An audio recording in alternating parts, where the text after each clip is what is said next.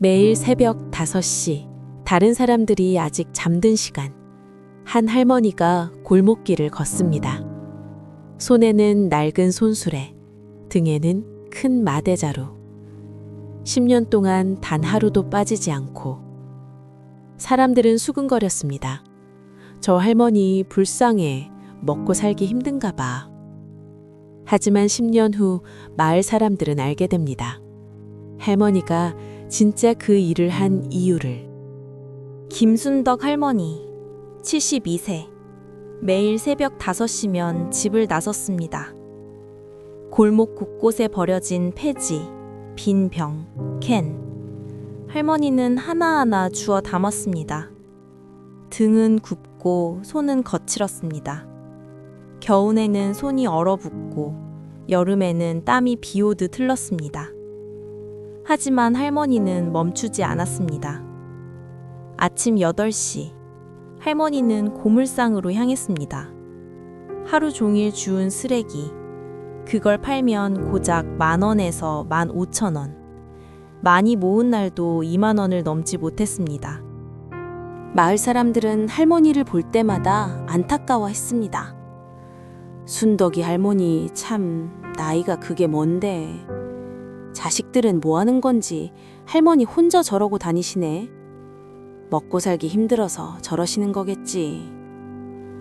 할머니는 마을 끝 작은 단칸방에서 혼자 살았습니다. 집은 낡았고 벽지는 곳곳이 떨어져 있었습니다. 겨울에는 난방도 제대로 안 됐습니다. 사람들은 생각했습니다. 그래, 저렇게 가난하니까 쓰레기를 주울 수밖에. 어느 날 마을 이장님이 할머니에게 물었습니다. 할머니, 힘드시면 복지관에서 도움 좀 받으시지. 생계비라도 신청하시면 조금은 나을 텐데요. 할머니는 고개를 저으며 말했습니다. 괜찮아요. 저는 이게 좋아요. 이장님은 이해할 수 없었습니다. 대체 뭐가 좋다는 걸까? 봄이 왔습니다. 할머니는 여전히 골목을 걸었습니다. 여름이 왔습니다. 뜨거운 햇살 아래서도 쓰레기를 주웠습니다.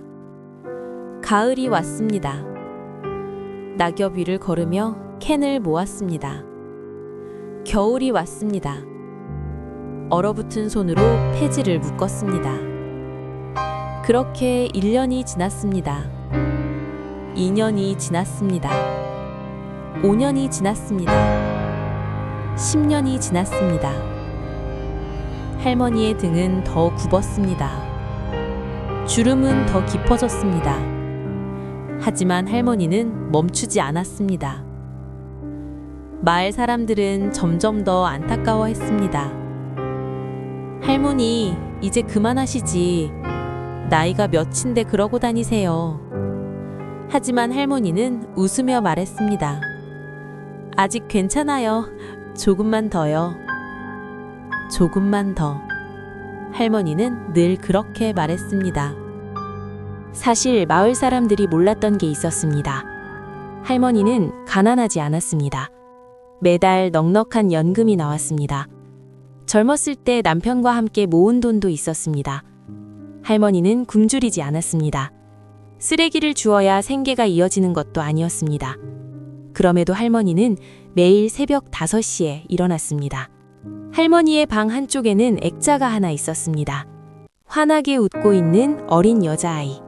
할머니의 손녀였습니다. 이름은 지은이. 12살에 백혈병 진단을 받았습니다. 할머니는 매일 병원으로 달려갔습니다. 손녀의 손을 잡고 이야기를 들어주고 곁을 지켰습니다. 하지만 2년 후 지은이는 세상을 떠났습니다. 할머니는 무너졌습니다. 손녀가 떠난 후 할머니는 아무것도 할 수 없었습니다. 밥을 먹어도 맛이 없었습니다. 잠을 자도 악몽을 꾸었습니다. 매일 손녀 생각뿐이었습니다. 어느 날 밤 할머니는 손녀가 입원했던 병원 앞을 지나고 있었습니다. 그때 한 남자가 보였습니다. 병원 벤치에 앉아 고개를 떨군 채 울고 있었습니다. 할머니는 다가가 물었습니다. 무슨 일이세요? 남자는 대답했습니다. 아이가 아파요. 수술비가 필요한데 돈이 없어요. 할머니는 가방에서 돈을 꺼냈습니다. 이거라도 쓰세요. 남자는 깜짝 놀라며 거절했습니다. 하지만 할머니는 억지로 쥐어주고 돌아섰습니다. 그날 밤, 할머니는 오랜만에 편히 잠들었습니다. 손녀를 잃은 후 처음으로 마음이 조금 가벼워졌습니다. 할머니는 깨달았습니다. 아, 이거구나. 내가 할 수 있는 일이 이거구나. 다음 날부터 할머니는 쓰레기를 줍기 시작했습니다. 하루에 10,000원, 많으면 20,000원. 그 돈을 모아서 병원에 기부했습니다. 아픈 아이들 치료비로 써주세요. 할머니는 이름도 밝히지 않았습니다. 그저 조용히 봉투를 넣고 돌아섰습니다. 10년. 할머니가 모아서 기부한 돈은 총 4천만 원이 넘었습니다. 매일 10,000원씩 10년이면 3,650만 원. 많이 모은 날까지 합치면 4천만 원이 넘었습니다. 그 돈으로 치료받은 아이들, 수술비가 부족했던 가족들, 약값을 걱정하던 부모들. 할머니는 그들이 누군지 몰랐습니다. 하지만 그걸로 충분했습니다. 사람들은 몰랐습니다. 할머니가 웃으며 쓰레기를 줍는 이유를, 할머니가 조금만 더라고 말하는 이유를. 할머니는 가난해서가 아니었습니다. 할머니는 살아있고 싶었던 겁니다. 손녀를 잃은 슬픔 속에서 다시 의미를 찾고 싶었던 겁니다. 10년 후 어느 날, 병원 측에서 마을 이장님에게 연락이 왔습니다. 김순덕 할머니라는 분을 아시나요? 10년 동안 익명으로 기부를 해주신 분이신데 할머니께 감사 인사를 드리고 싶은데 연락처를 몰라서요. 이장님은 깜짝 놀랐습니다. 네? 순덕이 할머니가요? 쓰레기 주우시던 그 할머니 말씀이신가요? 병원 직원이 말했습니다. 네, 10년 동안 4천만 원이 넘는 돈을 기부하셨어요. 모두 아픈 아이들 치료비로 쓰였습니다. 소식은 마을에 퍼졌습니다. 사람들은 믿을 수 없었습니다. 할머니가 그렇게 많은 돈을? 우리는 가난해서 그러시는 줄 알았는데. 병원에서는 작은 감사식을 열었습니다. 할머니가 도운 아이들과 부모들이 모였습니다. 할머니 덕분에 우리 아이가 수술받을 수 있었어요. 정말 감사합니다. 할머니는 쑥스러워하며 말했습니다. 아니에요. 제가 더 감사해요. 덕분에 제가 살 수 있었어요. 기자가 물었습니다. 할머니, 왜 이렇게 힘든 방법을 택하셨어요?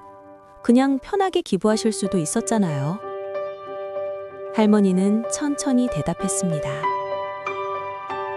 손녀를 잃고 나서 전 아무것도 할 수가 없었어요. 그냥 죽고 싶었어요. 근데 그날 밤 우는 아빠를 보고 생각했어요. 아, 나도 저렇게 울었구나. 저 사람도 나처럼 아프구나. 그래서 결심했어요. 내가 할 수 있는 일을 하자. 조금이라도 도와주자. 쓰레기를 주운 건 제가 살기 위해서였어요.